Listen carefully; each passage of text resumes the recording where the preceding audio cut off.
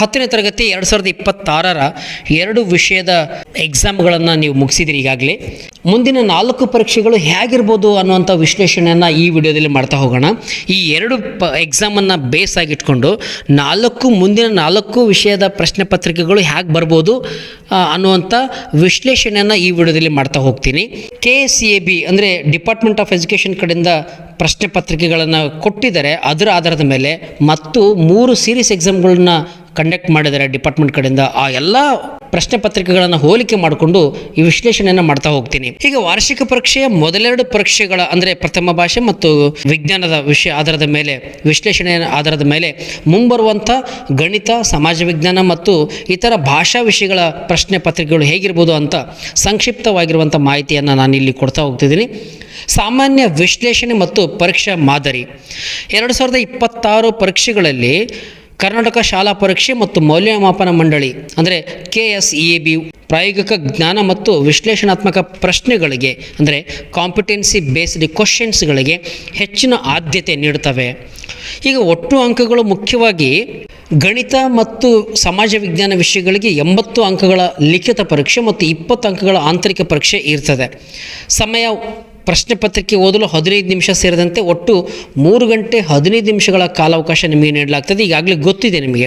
ಕಠಿಣತೆಯ ಮಟ್ಟ ಹೇಗಿರುತ್ತೆ ಅಂದರೆ ಮೊದಲೆರಡು ಪರೀಕ್ಷೆಗಳ ಆಧಾರದ ಮೇಲೆ ಹೇಳುವುದಾದರೆ ಪ್ರಶ್ನೆ ಪತ್ರಿಕೆಯು ಸುಲಭದಿಂದ ಸಾಧಾರಣ ಮಟ್ಟದಲ್ಲಿರ್ತದೆ, ಅಂದರೆ ಈಸಿ ಟು ಮಾಡರೇಟ್ ಮಟ್ಟದಲ್ಲಿರ್ತದೆ. ನೇರ ಪ್ರಶ್ನೆಗಳಿಗಿಂತ ಪಠ್ಯಪುಸ್ತಕದ ಆಳವಾದ ತಿಳುವಳಿಕೆಯನ್ನು ಪರೀಕ್ಷಿಸುವಂಥ ಪ್ರಶ್ನೆಗಳು ಹೆಚ್ಚಿರಲಿವೆ ಅಂತ ಹೇಳಲಾಗ್ತದೆ. ವಿಷಯವಾರು ನಿರೀಕ್ಷಿತ ಬದಲಾವಣೆಗಳು ಏನೇನು ಇರ್ಬೋದು ಅಂತಂದರೆ ಮ್ಯಾಥಮೆಟಿಕ್ಸ್ನಲ್ಲಿ ಇಂಪಾರ್ಟೆಂಟ್ ಆಗಿರುವಂಥ ಪಾಠಗಳನ್ನು ನೀವು ಗಮನದಲ್ಲಿಟ್ಕೊಂಡು ಓದಬೇಕು. ರಿಯಲ್ ನಂಬರ್ ಚಾಪ್ಟರಿಂದ ಒಂದು ಥಿಯರಮ್ ಬರ್ತದೆ. 3+√2 is an irrational prove that ಆ ಥರ ಪ್ರಶ್ನೆಗಳು ಕಂಪಲ್ಸರಿ ಬರ್ತದೆ. ಇದಾದ ನಂತರ ಟ್ರಯಾಂಗಲ್ ಚಾಪ್ಟರಿಂದ ಫಿಕ್ಸ್ ಥಿಯರಮ್ಸ್ ಬರುತ್ತೆ. BPT ಅಥವಾ AA ಕ್ರೈಟೇರಿಯಾ ಯಾವುದಾದ್ರೂ ಬರ್ಬೋದು. ಅರಿಥಮೆಟಿಕ್ ಪ್ರೋಗ್ರೆಷನಿಂದ ಫಾರ್ಮುಲಾ ಬೇಸ್ಡ್ ಕ್ವಶನ್ಸ್ಗಳು ಬರ್ತವೆ. ಹಾಗೆಯೇ ಸರ್ಕಲ್ ಥಿಯರಮ್ನಿಂದ 2 ಥಿಯರಮ್ನಲ್ಲಿ ಒಂದು ಫಿಕ್ಸ್ ಥಿಯರಮ್ ಬಂದೇ ಬರುತ್ತೆ. ಕೋಆರ್ಡಿನೇಟ್ ಜಾಮೆಟ್ರಿಯಿಂದ ಡಿಸ್ಟೆನ್ಸ್ ಫಾರ್ಮುಲಾ ಮತ್ತು ಸೆಕ್ಷನ್ ಫಾರ್ಮುಲಾದಿಂದ ಬರುತ್ತೆ. ಟ್ರಿಗ್ನೋಮೆಟ್ರಿಯಿಂದ ಒಂದು ಐಡೆಂಟಿಟಿ ಬಳಸ್ಕೊಂಡು ಬರುತ್ತೆ. ಆಮೇಲೆ 1 ಮಾರ್ಕ್ ಕ್ವಶನ್ಸ್ದು ಆ್ಯಂಗಲ್ ಯೂಸ್ ಮಾಡ್ಕೊಂಡು ಮಾಡೋದು ಬರುತ್ತೆ.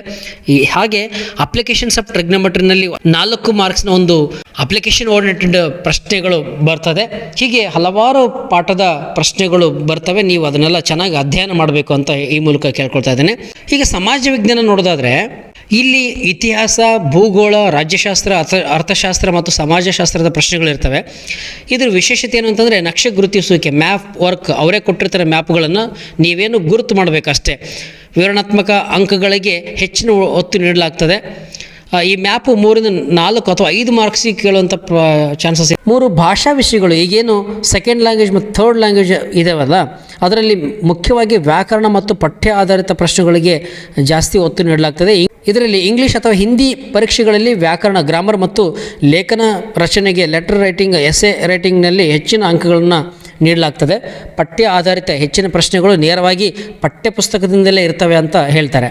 ವಿದ್ಯಾರ್ಥಿಗಳಿಗೆ ಒಂದಷ್ಟು ಸಲಹೆಗಳನ್ನು ಈ ಮೂಲಕ ನೀಡೋದಾದರೆ ಮಾದರಿ ಪ್ರಶ್ನೆ ಪತ್ರಿಕೆಗಳು ಈಗಾಗಲೇ 4 ಪ್ರಶ್ನೆ ಪತ್ರಿಕೆಗಳು ಇಲಾಖೆಯಲ್ಲಿ ಬಿಟ್ಟಿದ್ದಾರೆ, ಇಲಾಖೆ ವೆಬ್ಸೈಟ್ನಲ್ಲಿ ಬಿಟ್ಟಿದ್ದಾರೆ ಮತ್ತು ವಾಟ್ಸಪ್ಗಳಲ್ಲೇ ನಿಮ್ಮ ಶಿಕ್ಷಕರೆಲ್ಲ ಕೊಟ್ಟಿರ್ತಾರೆ. ಅವುಗಳನ್ನು ಚೆನ್ನಾಗಿ ಓದ್ಕೊಳ್ಳಿ. ಹಾಗೆಯೇ ಸೀರೀಸ್ ಎಕ್ಸಾಮ್ ಈಗಾಗಲೇ ಕಂಡಕ್ಟ್ ಮಾಡಿದಾರಲ್ವ, ಆ ಪರೀಕ್ಷೆ ಪ್ರಶ್ನೆ ಪತ್ರಿಕೆಗಳನ್ನು ನೀವು ಚೆನ್ನಾಗಿ ಇಟ್ಕೊಂಡು ನೆನ್ಪಿಟ್ಕೊಂಡು ಓದ್ಕೊಂಡು ಬರೆದು ಪ್ರಾಕ್ಟೀಸ್ ಮಾಡಬೇಕು. NCERT ಪಠ್ಯಪುಸ್ತಕ ಪ್ರಶ್ನೆಗಳು ಹೆಚ್ಚಾಗಿ ಈ ಪಠ್ಯಪುಸ್ತಕದಿಂದಲೇ ಬರೋದರಿಂದ, ಚಟುವಟಿಕೆಗಳು ಮತ್ತು ಉದಾಹರಣೆಗಳಿಂದಲೇ ಬರೋದರಿಂದ ಅವುಗಳನ್ನ ನೀವು ಚೆನ್ನಾಗಿ ಓದ್ಕೋಬೇಕು. ಈ ಒಂದು ವಿಷಯ ಗಮನಿಸಿ, ಪರೀಕ್ಷಾ ಮಂಡಳಿಯು ಈ ಬಾರಿ ಉತ್ತೀರ್ಣಾಂಕಗಳನ್ನು 35%ನಿಂದ 33%ಗೆ ಇಳಿಕೆಯ ಪ್ರಸ್ತಾವನೆ ಮಾಡಿದರೆ. ಆದ್ದರಿಂದ ಅಧಿಕೃತವಾಗಿ ಉತ್ತಮ ಅಂಕಗಳನ್ನು ಗಳಿಸಲಿಕ್ಕೆ ನಿಮಗೆ ಅನುಕೂಲ ಆಗುತ್ತೆ. ನೀವು ಯಾವುದೇ ರೀತಿಯಾದಂಥ ಗೊಂದಲಗಳನ್ನು ಸೃಷ್ಟಿ ಮಾಡ್ಕೊಳ್ಳೋಕ್ಕೆ ಅವಕಾಶ ಇಲ್ಲ. ಎಲ್ಲ ಕೋರ್ಸ್ ಸಬ್ಜೆಕ್ಟ್ಗಳು ಮಿನಿಮಮ್ 13 ಮಾರ್ಕ್ಸ್ ಬಂದರೆ ಸಾಕು ಅಂತ ಈ ಮೂಲಕ ಹೇಳಿದ್ದಾರೆ. ಬಟ್ ಮಿನಿಮಮ್ ಒಂದು 25 ಮಾರ್ಕ್ಸ್ನಾದರೂ ನೀವು ತೊಗೊಂಡ್ರೆ ಮುಂದಿನ ಸ್ಕೋರ್ಗೆ ಅನುಕೂಲ ಆಗುತ್ತೆ. ಪಾಸ್ ಆಗೋದು ಇಂಪಾರ್ಟೆಂಟ್ ಅಲ್ಲ, ಬಟ್ ಒಳ್ಳೆಯ ಅಂಕಗಳನ್ನ ತೆಗೆದುಕೊಳ್ಳೋದು ಇಂಪಾರ್ಟೆಂಟು. ಅಂಕಗಳು ಅಷ್ಟೇ ಅಲ್ಲ, ಅಂಕಗಳು ಎಲ್ಲದಕ್ಕಿಂತ ರಿಫ್ಲೆಕ್ಟ್ ಆಗೋದೇ ಅಂದರೆ ನಿಮ್ಮ ನಾಲೆಡ್ಜ್ ಇತ್ತು ಅಂದರೆ ಅಂಕ ಬರುತ್ತೆ, ನಾಲೆಡ್ಜ್ ಇಲ್ಲ ಅಂದರೆ ಅಂಕ ಬರಲ್ಲ. ಇದು ನಿಮ್ಮ ಮನಸ್ಸಲ್ಲಿ ಇಟ್ಕೊಂಡು ಮುಂದಿನ ವಿಡಿಯೋದಲ್ಲಿ ಸಿಗ್ತಾ ಹೋಗೋಣ. ಧನ್ಯವಾದಗಳು.